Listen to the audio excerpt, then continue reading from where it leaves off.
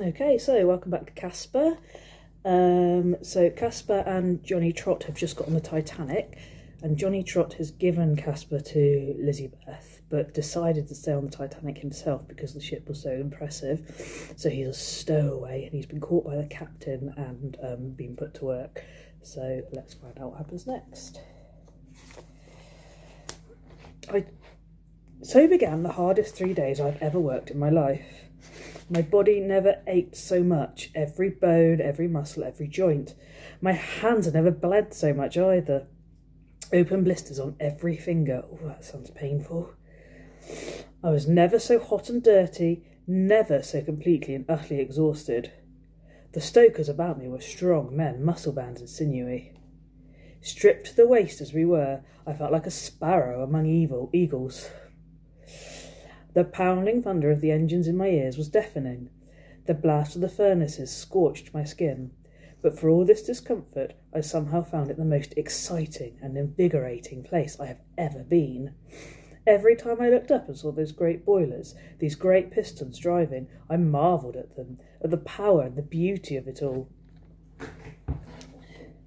And believe it or not, as I shuffled coal for hour after hour in the stifling heat, there was only one thought that kept me shoveling. It was me driving these mighty machines, Johnny Trott. I wasn't just a bellboy anymore. I was a man among men, and our muscles were firing the boilers that were powering the engines that were turning the... Hello, Ziggy. Ziggy, I'm telling a story. Oh, that was Ziggy. Did you have a nice breakfast? Yeah? Let me finish my story then. Where were we?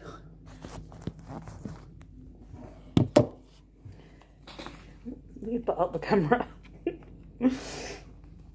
Okay, so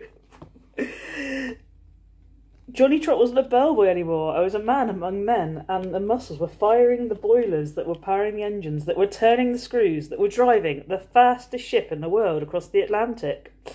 I felt proud of the work I was doing. Oh, there we go, there's a picture. Let them see the picture, Ziggy. There he is, stoking the massive engines.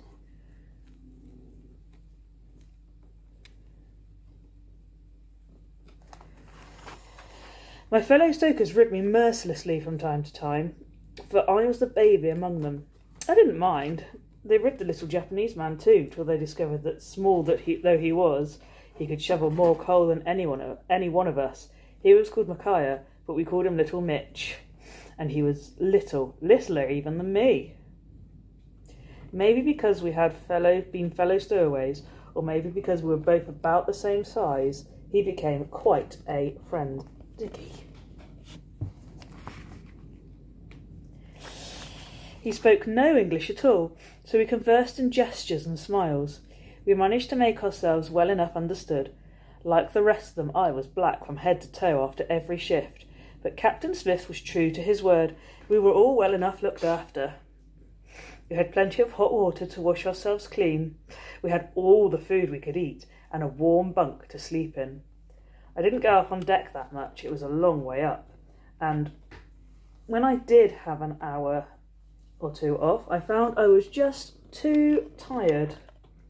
Sorry, excuse us. Ziggy, stop showing your bottom to the camera. I was just too tired to do anything much except sleep. Down there in the bowels of the ship. I didn't much care either. It was just work, sleep, eat, work, sleep, eat. I was too tired even to dream. What's your matter? What's your matter, funny girl?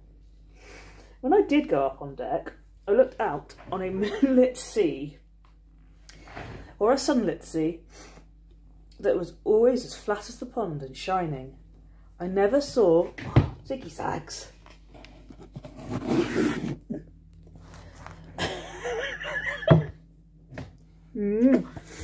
I never saw another ship, just the wide horizons.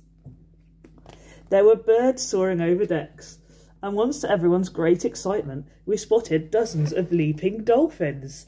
I had never known such beauty. Every time I went up on deck, though, I was drawn towards the first-class part of the ship. I'd stay by... Ziggy. Hello. drawn to the first class part of the ship.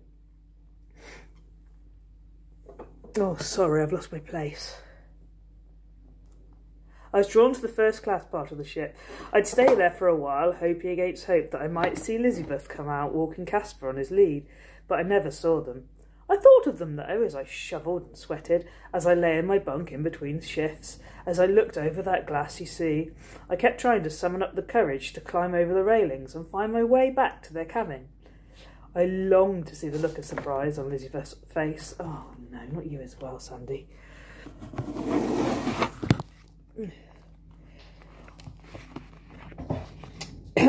Excuse me. Oh, Sandy. I have too many cats. I longed to see the look of surprise on Elizabeth's face when she saw I was on board. I knew how pleased she'd be to see me, that Kaspar would swish his tail up and smile at me. But about Elizabeth's mother and father, I couldn't be at all sure. The truth is, I still believed they would think badly of me for stowing away as I had.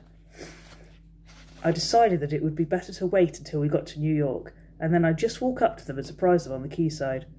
I'd tell them then and there that I'd taken Elizabeth's advice to come and live in America, the land of the free. They need never know I'd stowed away. I was half sleeping, half dreaming in my bunk, dreaming that Kaspar was yowling at me, meow, meow, trying to wake me. We were in some kind of danger and he was trying to warn me. Then it happened. The ship suddenly shuddered and shook. I sat up. Right away it felt to me like some kind of collision, and I could tell it had happened on the starboard side. A long silence followed. Then I heard a great rushing and roaring of escaping steam like a death rattle. I knew that something had gone terribly wrong, that the ship had been wounded. The engines had stopped. Half a dozen of us got dressed at once, and we rushed up to the third deck, the boat deck. We all expected to see the ship we had collided with, because that's what we thought had happened. But we could see nothing. No ship, nothing but stars and an empty sea all around. There was no one else on deck except us. It was as if no one else had felt it, as if it had all been a bad dream. No one else had woken, so it followed that nothing had happened. I was almost beginning to believe I'd imagined the whole thing when I saw little Mitch rushing along the deck towards us, carrying something in both his hands. It was a huge piece of ice shaped like a giant tooth, jagged and sharp. He was shouting the same thing over and over again, but I couldn't understand him. None of us could. Then one of the other stokers said it. "Iceberg! It's off an iceberg! We've only gone and hit a flaming iceberg."